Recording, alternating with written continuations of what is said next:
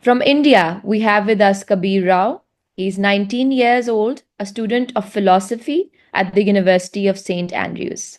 Welcome, Kabir.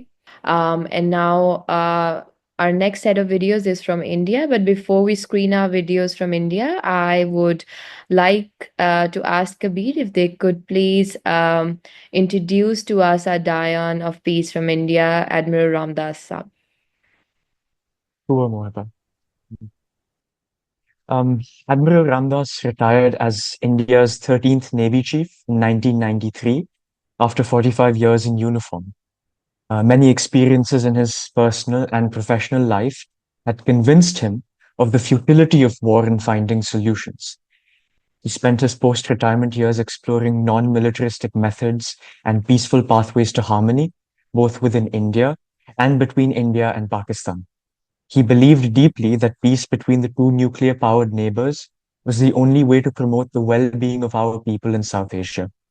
He therefore interacted with policymakers at the highest level, but also with many initiatives advocating people-to-people dialogue and arguing, very importantly, for a nuclear-free world. For Admiral Ramdas, it was critical to engage with young people who had the largest stake in a future that was grounded firmly on principles of justice, equity, freedom, and fraternity. Thank you so much, Kabir. We all the youth that is present here admires to this vision that Admiral Ramdas Saab has put forward. Wonderful. Some really hopeful messages that were outlined in these videos. Kabir, we would want to hear more from you. What do you think about them? Sure, Moiba. Thank you. Um, I think that the presentations from India are really hopeful reminders that we require creativity and courage at our highest offices of power, which are two qualities I think we lack today over there. The foundations of these presentations in the primacy of equality and their emphasis on regional cooperation informs the consensus that we're exploring today on a state of peaceful coexistence as necessary in our region. I think that we are presently facing a crisis was duly acknowledged, as was the importance of investing in internal and shared programs to navigate it. And I also believe that precisely because it must be achieved, the ambition of such a vision requires rigorous development and internal critique.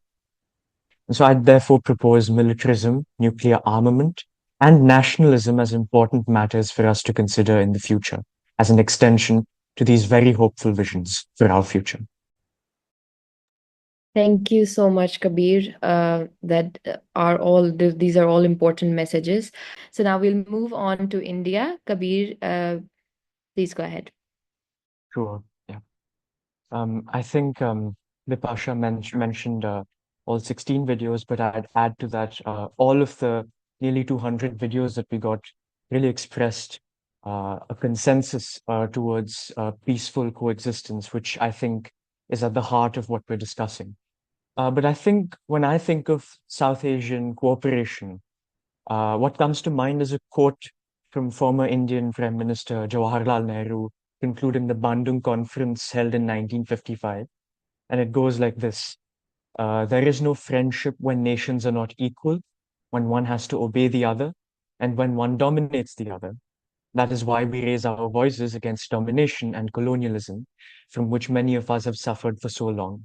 And that is why we have to be very careful to see that any other form of domination does not come our way. Between Bandung and Zoom, there are natural gaps, but between our principles, I find little space. I'm immensely glad to have had a look into the imaginations of various people around my age and find it very promising to hear their articulated visions of economic integration, coexistence politically, socially, and ecologically, cultural exchange, as has always been natural to humans, and deliberate hope instead of ignorance or cynicism. I think what they function to do is to raise many, many questions and provide us with the food for development and thought that is utterly, utterly necessary in our times. And as with all ambitious and necessary efforts, I hope such endeavors continue, that we recognize the organic links between bold visions and historical realities, between abstract concepts like democracy and daily practice, and that our motto remains organize, organize, organize.